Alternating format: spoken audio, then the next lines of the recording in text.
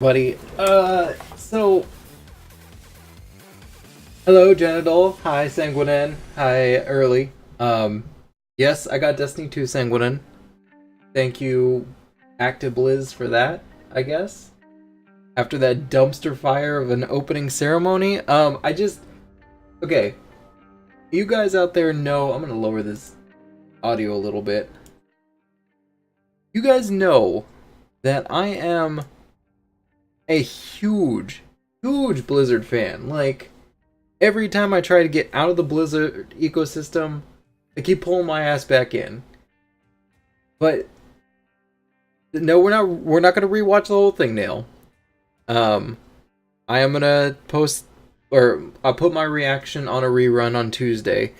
But we're gonna run through this. Now, here's the deal. Like, huge. This is the first BlizzCon I've missed since they came back in 2012, and that's due to a lot of other extraneous circumstances. Hell, I don't even have a virtual ticket at this point this year. But not only, there's a few reasons for that. Obviously, mainly because I can't afford it. Secondly, mainly because they raised the virtual ticket price. Well, you know what? I'll get back into that in the Blizzard thing. Anyways, we're going to do a quick rundown. I'm going to try to run through this in a decent amount of time. I feel so strongly about what just happened today and how hard I got fucked by a company that I love. Like, I loved Blizzard. I applied for Blizzard. I was talking to a Blizzard recruiter for a little bit. But let's just get a quick rundown here, shall we? So, okay, StarCraft 2, literally legit, right after the opening ceremonies, I could not remember what the hell StarCraft 2 even got. So, and it wasn't until I came up here searching for the opening ceremony that it dawned on me, oh yeah, this is what we got. Compete at that highest level. You know, we watch to see the incredible level of dedication that it needs. A few seconds after this. StarCraft is celebrating its 20th anniversary as a game franchise. Yeah, so let's get right to that. This is Jay Allen, current, now acting president of Blizzard Entertainment of Activision Blizzard.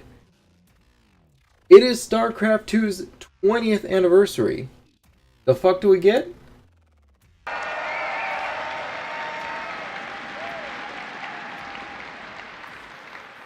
We've got a new co-op commander to show off today. Hey, we got Zeratul. Our old favorite Zeratul is here.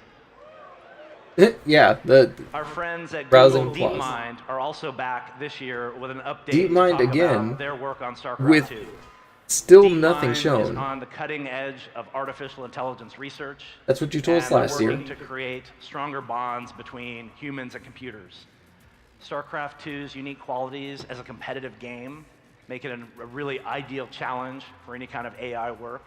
And the hope is that this technology will lead to positive, or this work that they're doing will lead to positive advances in the technology. Yeah, in AI. So you can get information about StarCraft 2, new co-op commander, and all the Google DeepMind stuff tomorrow on the Mythic stage for StarCraft 2. Slow claps. Like golf claps. I've heard golf claps louder than the shit that we got for StarCraft 2.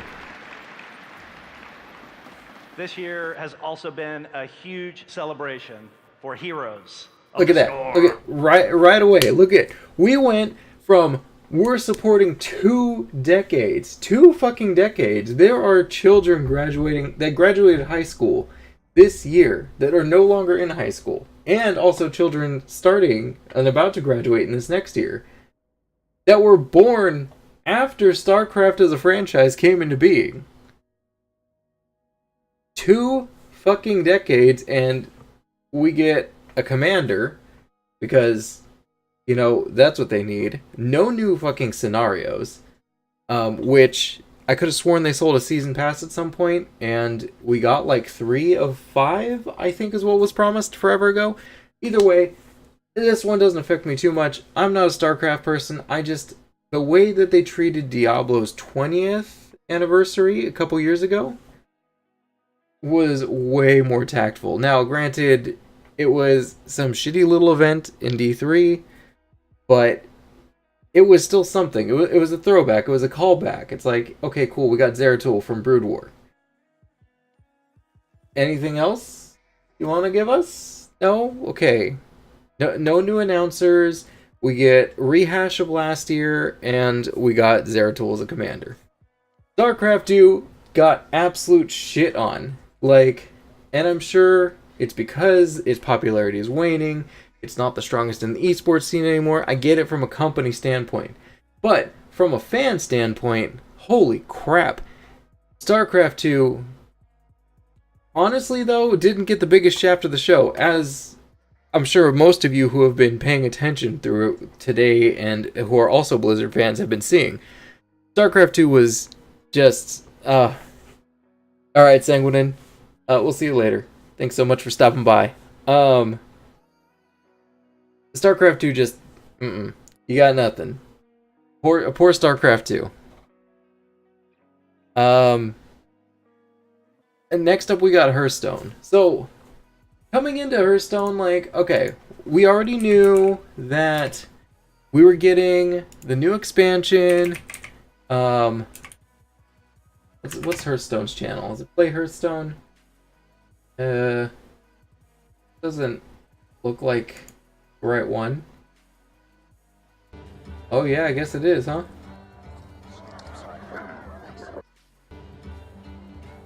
Oh, this is the announcement trailer. Not the cinematic. So, like, we already knew. This was something we already knew was coming. The new expansion, it's that time of year. The things that I loved getting through when it came to Hearthstone this time around. Not even. Like, okay, so, as far as I know, they're not doing a solo adventure for Rastakhan. But, at the same time, I didn't get to see the Rastakhan like the Hearth... There's fireworks going on outside. I haven't gotten to see the Hearthstone announcement panel or the Q&A. So, I'm not sure whether or not Rastakhan's Rumble is actually getting a solo adventure this time.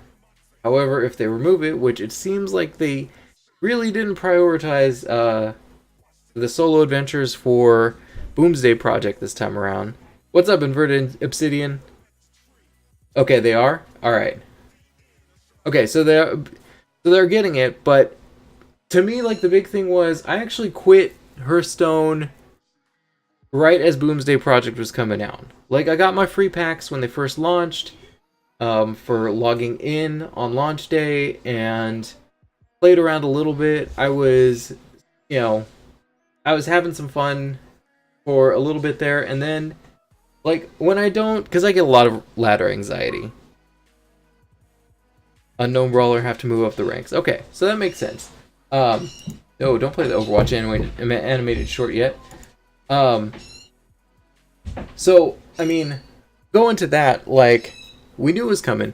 I'm really glad they didn't pussyfoot around with the fucking launch date this time. I am so glad, right off the bat, we got an exact day of when... No, that's the dogs. Yeah, birds, dogs, there's a whole lot of things going on here. Welcome to Farm ASMR channel. So we got an exact release date for Rastakhan's Rumble. December 14th, I believe. 4th. It's soon. It's decently soon. December 4th, not 14th. Yeah. I think that was just fireworks, right, early? Or was that gunshots? Nope. Okay, I guess we're closing the windows. Gunshots for show. Okay, fair enough. Sounds like a gang war broke out down the street, guys. Amazing. Anyways, so yes, December 4th, we get Rastakhan's Rumble. Nail, do you know if the solo adventures are going to actually be released on launch? Or are we going to have to wait like 2 months again like we did for Boomsday Project? Because, yeah, okay, so they'll be available on launch. Because that's what kind of killed it for Boomsday Project. Like I was saying, before all the gunshots went off, I get ladder anxiety. I get ladder anxiety real fucking bad. I cannot stand, playing a lot of competitive things as they are. Yep, got it, Surf. We're on it.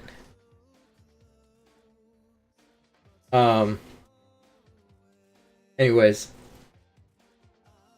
So, yeah, so I like the solo adventures as something to do. So when I found out that I had to wait, like, weeks until Boomsday Project's labs opened up, I just quit right then and there. And especially because Eternal is a better card game. Well, not okay, it's not a better card game, but it's way more free-to-play friendly. I'm glad that Blizzard has started listening to people's complaints about how expensive Hearthstone is, and has kind of fought that again with the new bundles that they're giving out. So, with the new bundles, we've got what coming up? We've got the $20 bundle, which is 17 packs plus the back, and then the normal $50 bundle, which is 50 packs plus the card back plus a hero. Like, they provided an alternative this time. You get 2 extra packs than normal at the $20 level, plus you get the card back. So, at the very least, the Hearthstone team's kind of listening at the cost. I've noticed them giving out packs a lot more. They've been a lot more frequent with that. More heroes for Rosticon? For Hearthstone, or for Heroes of the Storm? We will definitely get to Heroes of the Storm next. But yeah, I mean, outside of it, this is normal. This is our normal expansion. Oh my god, I wish they would release more heroes. I mean, we got the Death Knights, which were kind of cool, kind of a replacement for your heroes. If there was some way that when you collected a legendary Death Knight from Knights of the Frozen Throne, that unlocked a hero portrait for your class, that would have been perfect. There's no reason that shouldn't have happened. Like, especially as Knights of the Frozen Throne rotates out in the next year, it would have been great to have an extra portrait obtained that way by obtaining the thing that you're getting. Happening right now. Okay. Just streaming. So yeah, that was... It is what it is. We didn't get any kind of announcements for what was going to happen next year. To be honest, I was very underwhelmed by the Paladin Legendary reveal at the opening ceremonies. But, and I mean, audio issues aside, it happens. Hearthstone, I don't know. I'm gonna be keeping an eye on it. I'm not gonna ever completely stop playing Hearthstone, especially because you can just free to play. It's not successful, but you at least can log in and get a few extra things from time to time. That was nice. Let's move on over to Heroes of the Storm. So Heroes of the Storm, guys. Freaking... Okay. I don't know how you guys feel about this. I think that... Let's see. Go with Orphea's Spotlight. So, in my opinion, it's kind of weird that Heroes has come up with their own character. Because now they're starting to try to add lore, basically, into Heroes of the Storm. Which is kind of weird, because like during the Mecha event, they do have to compete with League of Legends. But that's the thing, is they don't. They're completely different games. I mean, they're both MOBAs, but they're completely different games. There's not a ton of crossover. What is 4? What do you mean, what is 4, Sond? Oh, lore? So, the lore when it comes... That's the huge thing, is we had both the Mecha event, we had the Dreadlord event. What was it? The Rise of Zeratul? Not Zeratul. Yeah. Not no, not Zeratul. Oh my God, when we got Dreadlord Jaina. Anyways, we had that, but obviously this last Halloween event, the Raven Lord's like revenge or whatever, is meant to be an actual lore for the Nexus, which is really kind of strange because there was not really a lore that was existing within the universe as it stood. That the Heroes of the Storm universe as it stood, but now we're getting some. And so with the Raven Lord, we're also getting obviously Orphea, which also leaves more open for what else is going to happen. Now, and I know some very, very few people have complained about basically that Blizzard original tab while you're in Heroes of the Storm being only the Lost Vikings. But it's definitely been a complaint from some HOTS team or from some HOTS players. And so I feel like this is kind of an even footing for that. So that, okay, here's your Blizzard original characters, and so now you get Orphea, the Raven Lord's daughter, who is still angry, even though she's saying she's fighting for family, she's fighting her father for family that's been destroyed by her father. I don't know. The actual lore of what the Raven Lord and Orphea is still kind of a mystery to me. It's not clearly explained, and I don't know how deep I'm going to go into it. I know Udine is a huge Heroes of the Storm player. She plays a lot. An absolute lot. But as far as I'm concerned, I feel it's kind of strange to introduce a new character like that. Because, and especially looking at it, like when Orphea was showing up there, I was like, oh, we're going to get new Crusader transmogs in Diablo 3. We're going to get new shield transmogs for paladins in World of Warcraft. Like, to me, personally, and this is just because I did a lot of marketing before, it felt very pandering. Now, I know that's not going to be a huge thing. I know Blizzard is insanely good at cross-promoting their games with each other. And Orphea I don't think is going to be any different. The fact that you're getting Orphea free with your BlizzCon ticket is actually kind of cool. I see a lot of potential for transmogs and more cross-promotion, and it is what it is. Now, granted, she looks like a fun hero. I liked her mobility, or at least the, view of mobility with her. And I think she's going to be a super fun hero to play. I look very much forward to trying out Orphea. And seeing where I go. Either way, Heroes of the Storm, I know I'm not like a ladder climber. I'm not a regular player of Heroes of the Storm. But I'll casually jump in from time to time when I just need something different, something fun, something a little more action-y to play. And don't want to do my ladder climb on Overwatch or anything. Which, of course, speaking of Overwatch, we have the new cinematic. So, how awesome was that? Well, I mean, kind of knew there was a new cinematic coming into BlizzCon. And it's the McCree cinematic. However, it kind of confused me even more. And this is coming from, again, another lore standpoint in Overwatch. And I swear to you guys that I have an extremely visceral hate and disagreement for Michael Chu as a Blizzard employee. I just cannot stand that the guy whose title is basically storyline. He's what, storyline director, I think is his official title.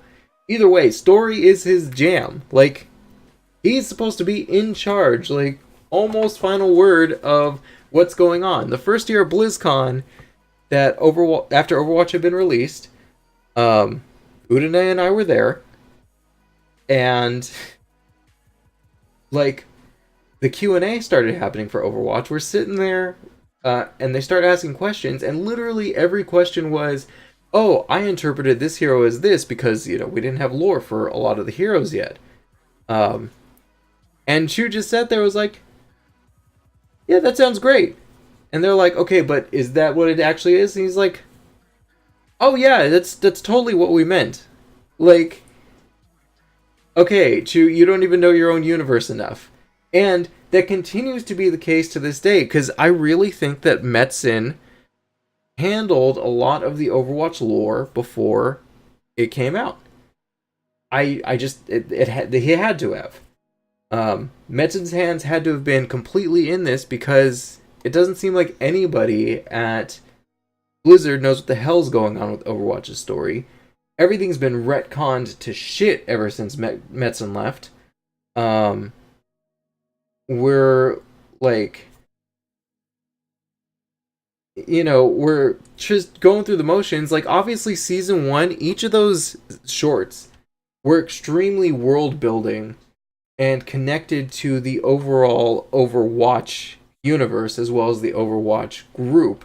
Like, it was building over, like, the heroes and the villains of Overwatch.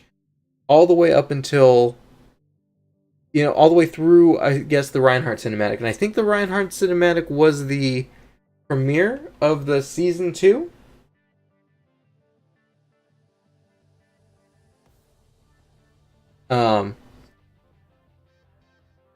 I think. I could be wrong. Yeah, okay, the Mei cinematic was cute, and actually introducing Echo Point was great. The D.Va cinematic, though, literally didn't build the world. I love D.Va as a character. The fact that Chu sat there, retconned D.Va, and then told us all we were stupid is kind of why I hate Michael Chu. And then, as far as, what happened in that cinematic, it didn't build on anything, really. It didn't build on Busan. It didn't build on, like, Hana at all. Like, it was nothing. It didn't connect the world at all. It introduced us to a couple of other weird tentacly Omnics that looked maybe Talon related because they're black and red, but didn't do anything. And in the same vein, guys, the McCree cinematic is the same thing. The McCree cinematic is completely standalone. If anything, it maybe introduced more questions, which, at the same time, we had a McCree backstory. We have a general McCree backstory. McCree is a Western freaking cowboy actor, as well as a part of Blackwatch. The actor was in his original bio description, which is exactly why we had the Hollywood map. And the Blackwatch connection was... I know he was a double agent for Blackwatch and Overwatch, but the Blackwatch connection was in the comic. So we've just completely thrown the fucking comic out the window.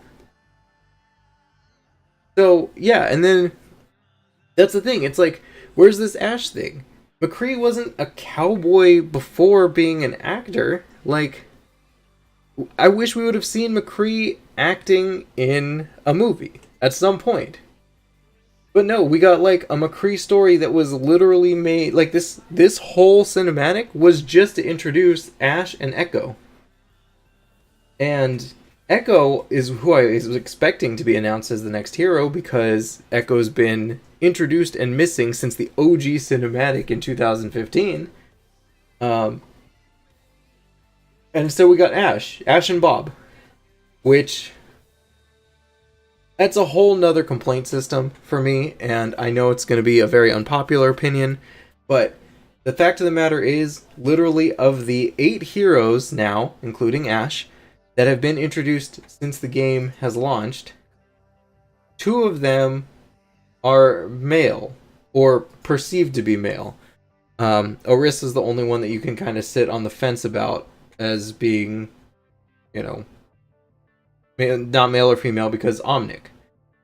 But we're getting no more male heroes, at least, from what's seen. Bob is not a playable hero. He's an ultimate. Even if Echo ends up being hero number 30, that's yet another female-esque Omnic. in the same way that Zenyatta is like a masculine Omnic as well.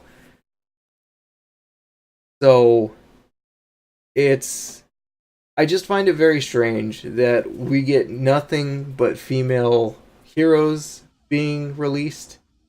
I know we just got Hammond, and we got Doomfist before, but there's other dudes out there. The Overwatch universe has to be filled with them. I mean, hell, if Hero 30 actually ends up being D.Va's mechanic, like mechanic friend, or I guess not mechanical. I mean, I know they do nail. I just find it kind of weird. Obviously, that's not going to ever stop me from playing the game because I'm actually more interested in the mechanics and the story. I just find it slightly infuriating that, you know, the ratio is so different.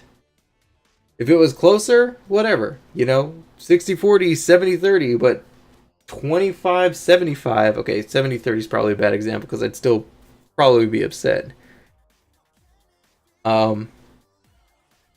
And it's just, I find it kind of annoying because we have other options going on. I mean, shit, you could release no, you know, non-binary Omnics the entire rest of the expansion, or the entire rest of the lifetime of Overwatch, and I wouldn't be upset. Like, that doesn't matter to me. I mean, I just find it strange. So it miffs me a little bit. So, like I said, just kind of find it weird. Just like that, it is what it is. It's not going to get me stop playing the game. I'm interested to see what Ash's mechanics are. I know, Sond, you posted what Bob does, that he like rushes forward and then just starts firing. We do need more characters like Mei. In fact, if we had another Eco Point scientist, even though we know that they're all dead, but that was like maybe even like he was infused with the cryogenics or whatever, so he's got a little bit of a different take on it than just Mei's run. That'd be cool. But, you know, it is what it is. Either way, I'm very excited for a new hero, as always. I'm very excited for the new mechanics. I mean, she kind of just looks like she plays like a long-range McCree. Volcano, the counter to Mei. Volcano lady. Okay. You know. And then, oh my god, we're not going to start getting into all those benders. Actually, we probably are going to, knowing Overwatch being what it is. We didn't get a new map announcement, though. And because our McCree short takes place in Route 66, we still don't have an announcement of the next map. Which I know Busan just came out. In fact, to be fair, I have played almost no Busan. Even when I was playing when I'm playing in the arcade, when I'm doing quick play, I hardly ever see the Busan map. I don't know about you guys, but I'm definitely not playing on Busan enough. Like, that map seems so foreign to me because I end up still in Hanamura, Route 66, like I still end up in the original map rotation more than I end up in Busan. I feel like if I'm gonna go play Busan, it's gonna be in a custom game more than it is gonna be an actual quick play game.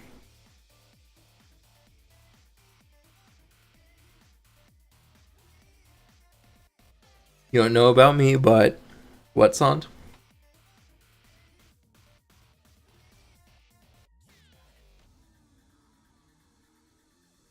You know, the apple pie. Okay, hold on. Let's go back here for a quick second. Blizzard, we know Blizzard does not fucking skimp on their cinematics normally.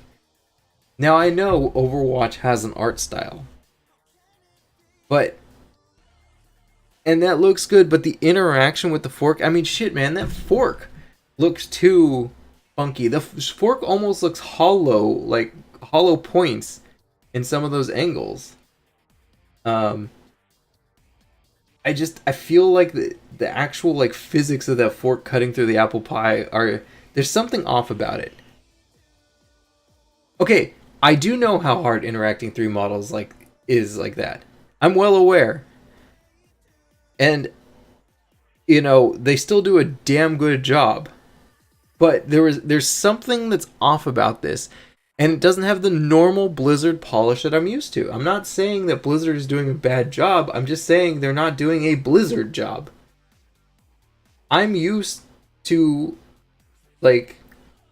Blizzard polish on cinematics, and I feel like they're starting to pump out more cinematics and spending more time on marketing than they are on actual game. However, I know that's not the case with the Overwatch team, because Papa Jeff knows what he's doing. If anything, the Overwatch team is the last bastion of freaking hope for Blizzard Entertainment, especially because Overwatch League is so well received. It is a great esport to watch. The actual gameplay of Overwatch is great. And, I mean, the developer updates that we get is, yes, the last bastion. And the Overwatch updates we get are fucking amazing. Yes, Jimmy Neutron is a fuckboy by Wobby standards. So, Overwatch, it's so hard to hate on. They listen. They at least discuss. They talk. In the same way that Heroes of the Storm. The Heroes of the Storm developers are actually really good at listening, too. It's just that Heroes of the Storm is not as popular as Overwatch, and I don't think that that's a Heroes of the Storm problem. I feel like people got really burnt out because League of Legends grew really fast and then burned a lot of people. And now here we are with an oversaturation of MOBAs in the market. So, unfortunately, Heroes of the Storm being its kind of hardcore casual system is kind of failing to compete with either Dota or League of Legends. It's kind of weird. It's this weird middle ground. But Heroes of the Storm and Overwatch, those are the 2 teams at Blizzard that still communicate with their communities freaking amazingly. Now, I'll get back to communicating with the communities, especially on the Blizzard front when we hit the Warcraft section. But for now, let's move on to the big internet hatred of the fucking day. They do need more mayhem. I agree, Sond. That's kind of my only complaint about Overwatch. Other than that, I love it. Let's just go ahead and tear through this. So, coming into Diablo, right? So, oh lord, Diablo Immortal, guys. Diablo just went full EA. Look, just the hate. Where's the actual Blizzard trailer?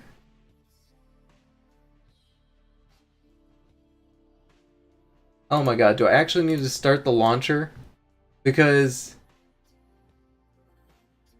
I feel like it's not showing because it's been downvoted to oblivion. Let's see. Diablo 3, Diablo Immortal. The original actually got hurt so bad. It really... Dude, they did it again! They did it again! Guys, every time the Diablo trailer gets more than 100,000 dislikes, they remove the fucking trailer and re-upload a new one and put the new one up in the launcher. Look, there's only 23,000 dislikes on this one, and it's unlisted. You can't even find the Diablo cinematic trailer from the official Diablo channel. It's completely unlisted. The gameplay trailer? Less than 70,000. Literally, when they hit... This is the 3rd time today that Blizzard has delisted, removed, and re-uploaded the Diablo Immortal trailer for too many dislikes. 3rd fucking time today, guys. Oh my god, there's literally no defending this game. Not just defending this game. You can't even defend Blizzard on this bullshit. This is disgusting. Not only is the gameplay in and of itself disgusting, the fact that we went from a PC game that spread to every other console except mobile to a mobile game that is not going to see play on any other console is ridiculous. Like, there was a thread. There's actually a thread. Like, because somebody called them out on this shit earlier. Diablo 3. The Diablo 3 or Diablo... Or just the Diablo Reddit. Literally playdiablo4.com goes to a Path of Exile website.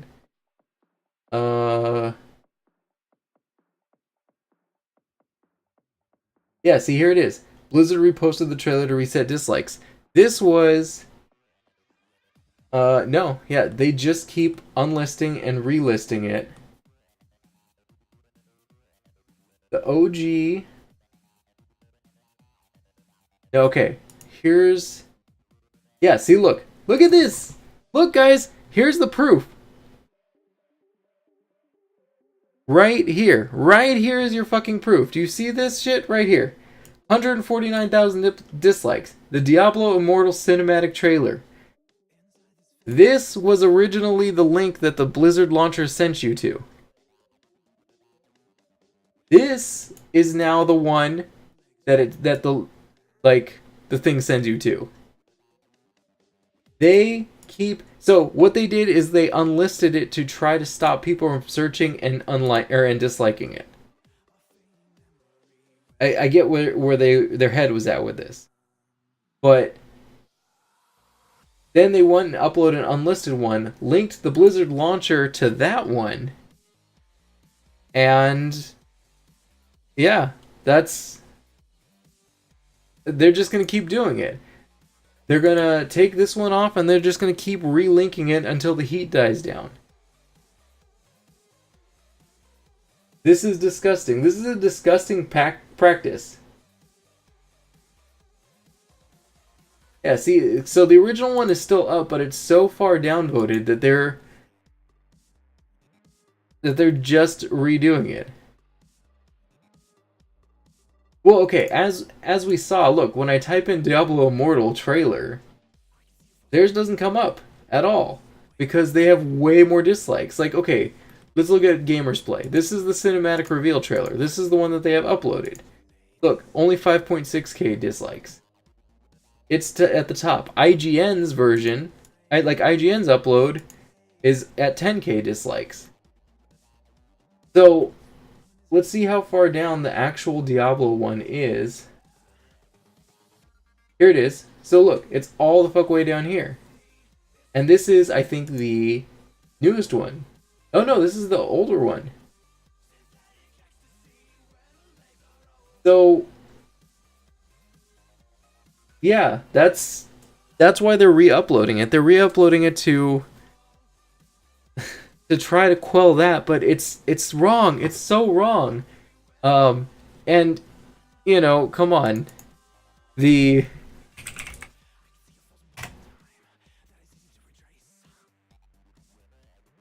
So this guy, freaking hero of the people here. Hey, just was wondering, is this an out-of-season April Fool's joke? That guy. Whoa! It's a fully fledged Diablo experience. Wow! On Is this an mobile. out-of-season Everybody April will get to Fool's play. joke? So, like, the out-of-season April Fool's joke was hilarious, and that was the first thing that started popping up for me. But Diablo Immortal phones, like... Dude,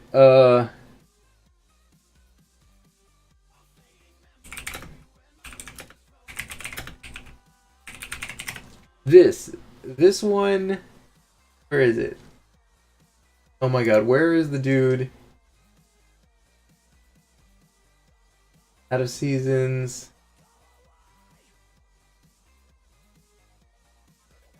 Okay, this is the one.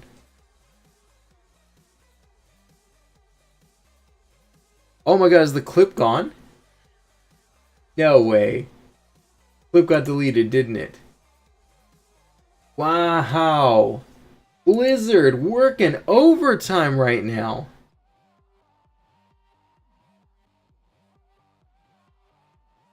Holy shit.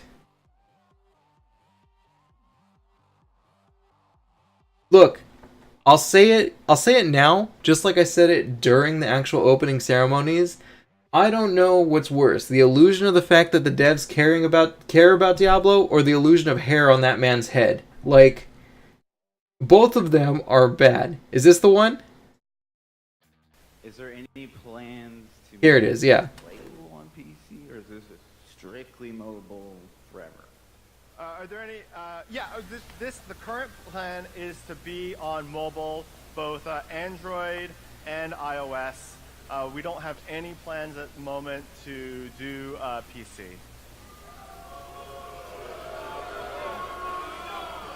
Do you guys not have phones? Yeah, you guys all have phones, right?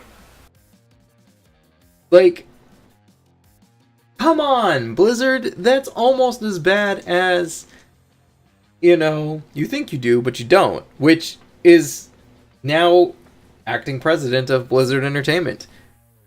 Like, the condescending, just as condescending as they were in that statement, is disgusting. Absolutely disgusting. Do you guys not have phones? Yeah, you guys all have phones, right? And it's not about fucking having phones, man. It's the fact that this is going to be a lore-driven game that actually, you know, shows the 20 years that happened between Diablo 2 and Diablo 3 that, well, seeing as I don't really know or care too much about the lore, I just play Diablo 3 because it's a mindless shit and click for, well, not shit and click, but it's a mindless clicking game for me, is just hilarious. Like, if you're deeply invested in Diablo lore, you have to play the shitty mobile game to get what happened during that time. And honestly, I don't know how we're fighting Diablo again in that time. Obviously, at some point between Diablo 2 and 3, apparently Diablo came back, and then we defeated him again, which is when Adria, I guess, put Diablo in Leah's body. I mean, I can only assume. Leah seems to be about 19 or whatever, but even then, it's like they stated that this was going to be what happened in those 20 years.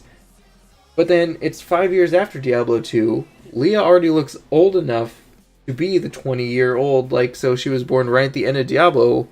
So why are we seeing Diablo in Diablo Immortal?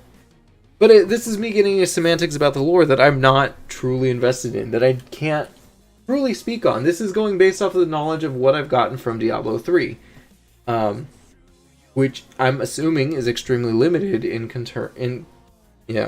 terms of what Diablo lore is. Let's be real about what, Sond?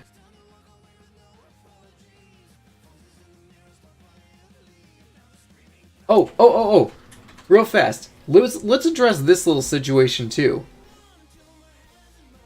Can you guys tell me, those of you who played Diablo 3, can you guys tell me which class is missing from the screenshot?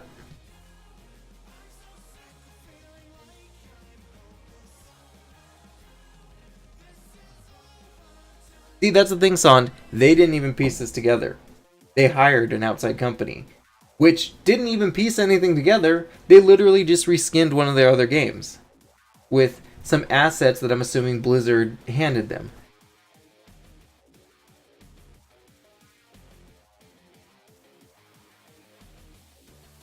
Like, so Witch Doctor. There is no Witch Doctor in Diablo Immortal. And not to mention, being a tie between 2 and 3, where the fuck's our Druid class? We had a Druid class in Diablo 2. Where the fuck did it go? Are they gonna explain that in Diablo Immortal? My money says no. My money says they might reference it in the beginning, in the opening sequence.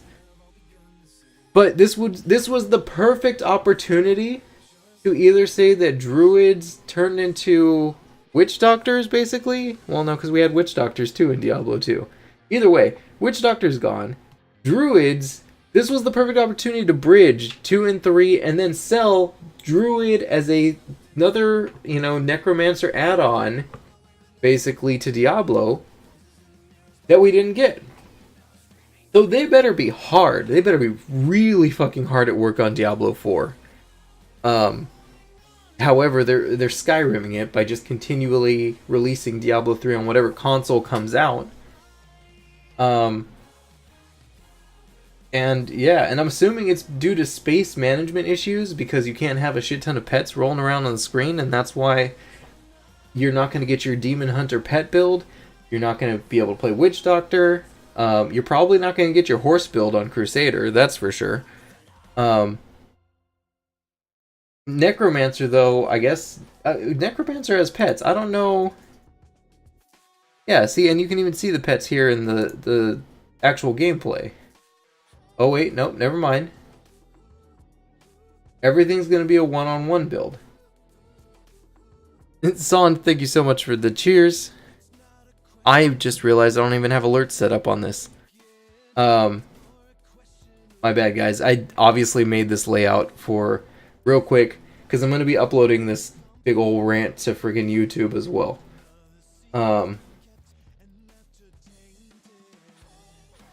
But yes, this obviously shit show of the day goes to Diablo 3. There's not much more to say about it other than they took a step in the most wrong direction, and I don't know what to say. I don't know what to do. Like, I guess I'm just gonna keep living the fucking season dream in Diablo 3 while I can. I honestly haven't even played this season because it matters so little to me right now. I have fun when I want something mindless and don't even want to play any of my idle clickers. I'll jump on over to Diablo 3. I can't get into Path of Exile. It's not my jam. I don't know what to say. That's on me. Don't know, don't care. Either way, Diablo 3 wins which surprisingly worst of BlizzCon. Whereas, like, StarCraft got the shaft, but at least StarCraft didn't turn into a mobile RTS. Because those exist now, too. So let's get off of that hate train. Jump onto... Warcraft isn't exactly a hate train, right? So... Warcraft's announcement was not even World of Warcraft related. Like, we got 8.1 news, which didn't really matter. We pretty much know everything about 8.1. We got the release date, which... Guys, we didn't even get the release date. We got sometime between December 11th and 13th. Not 11th, not 12th, not 13th. 11th through 13th. So literally, the patch can either drop Tuesday during maintenance on the 11th, or it's going to drop on Wednesday during emergency maintenance, or Thursday during emergency maintenance. The patch for WoW, and it doesn't even matter, really, because even when the patch drops, the raid doesn't even open up until next year anyways, in January. So, I mean, 8.1 brings changes to Shadow Priest, changes to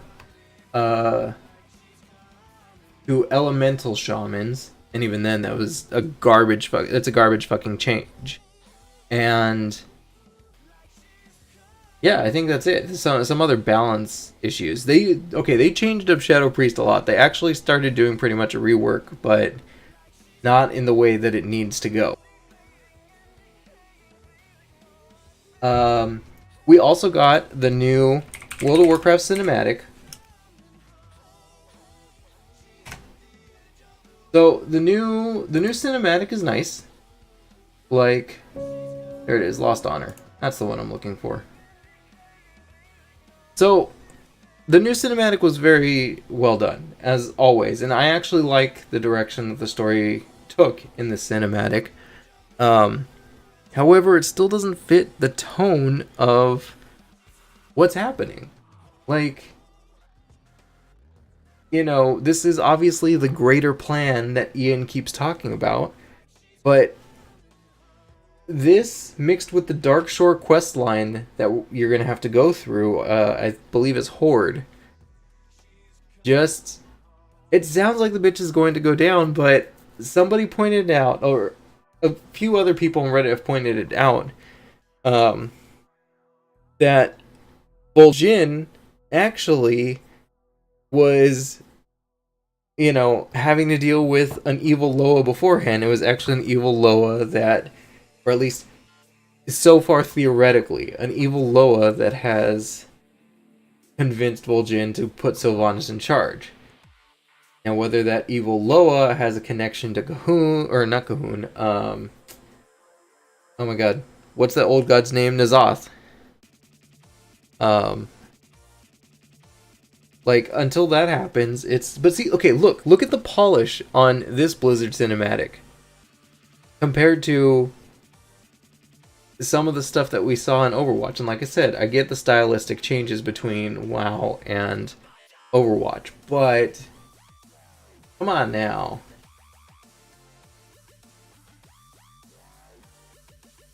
But yes, Manduin, like seeing Manduin and freaking Saurfang together. However, I was really hoping that Saurfang was going to reference Varian, and that's why he even shows honor to Manduin, but it still feels strange. Like, we're getting cinematics that are telling the story, and then the actual in-game story is funky, and then we're getting all these other weird things of where you're supposed to go for the story. Like, it's starting to feel disjointed like Overwatch, and then, you know, Blizzard is going to pick and choose who, you know, what to canonize in the WoW universe. So, it feels a little strange to me, at least on the WoW front. Now, obviously, the Warcraft, I have Warcraft in this section down below, because WoW wasn't the main focus, actually, this year. We got an announcement for WoW Classic, which I could have sworn that WoW Classic servers were supposed to be up to date if you're a virtual ticket holder, which, again, I'm not, so I can't confirm whether or not this is something that you're supposed to redeem as a gift, or redeem as a code, or what. God knows how you're supposed to actually play WoW Classic right now. But as far as I can tell, WoW Classic isn't available, and you get a week play of it, but is it available right now? I was under the impression that it was going to be available today. And from what I can tell, that's not the case.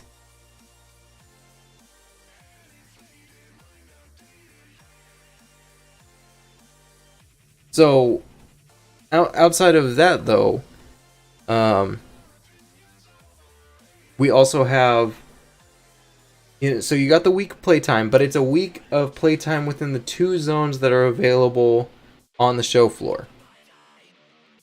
Your non-committal answer. Fair enough, Sond. And from the people that are on the show floor right now,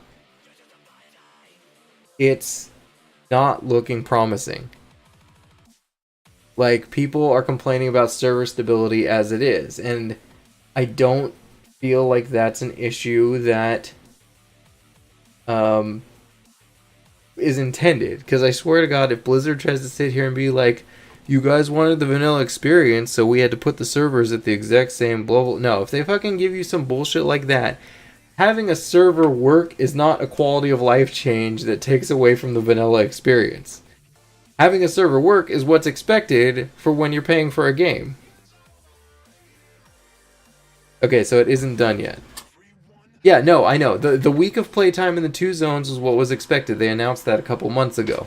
So I at least knew that when you got to WoW Classic, you know, there's not somebody that could have sat there and like Method couldn't have gone into WoW Classic with Virtual Ticket and like gotten to level 60 in that week. We knew that that wasn't going to happen. Plus, we know that, you know, it's probably a cat. Probably saw Mako. But, yeah. Or an Udine. Either or. But yeah, so WoW Classic has its own issues on the show floor right now. But see, Nail, that's kind of not the point.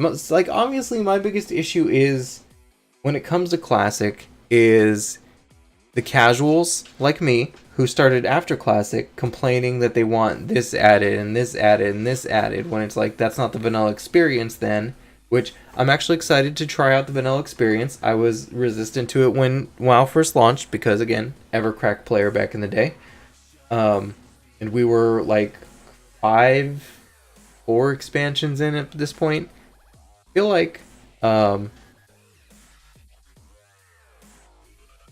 yeah, they are early. But the big thing to me is less of a, okay, here's the here's the quality of life changes. I feel like people are going to start bitching about, okay, we have Classic, now let's get a progression server. So that, we start in Classic, and then you add Burning Crusade like a year later, and then Wrath of the Lich King. And honestly, Blizzard, I don't want them taking away from future expansions just to start up another team that's going to do progression servers, because then we just end up like Evercrack. Vanilla, cookie dough, delicious cookies and cream poop. Hey, how dare you? Legion was amazing. Legion's systems were good when they were available. Now, when you hit 100, your artifact weapon, you start the quest for Legion, and as soon as you're done with the quest for Legion, you have a useless ass weapon. You have no rhyme or reason. You get no explanation. It's just, wait, why the fuck did I do this intro quest?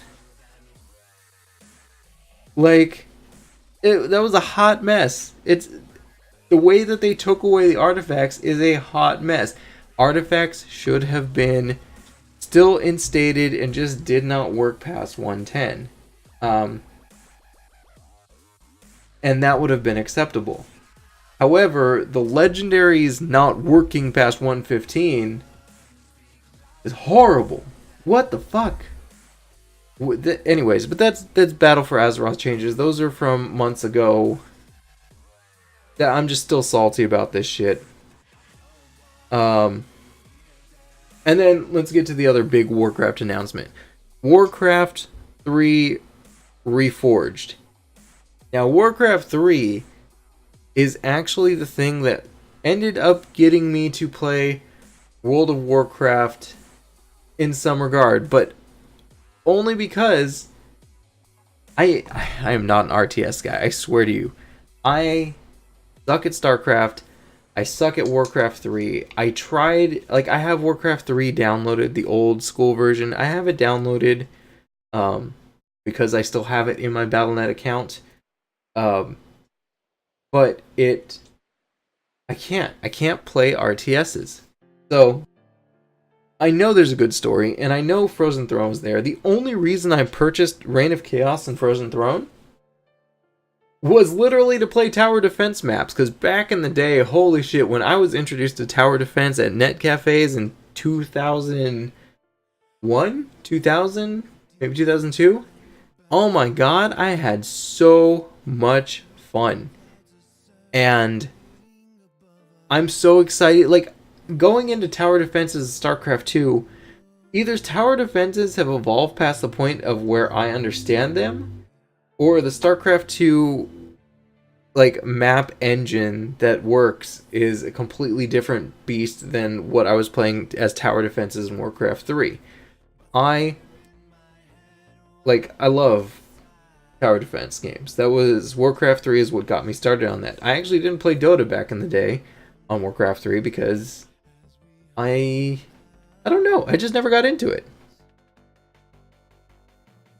I really think we're going to see Wrathion by the end of the expansion of Battle for Azeroth.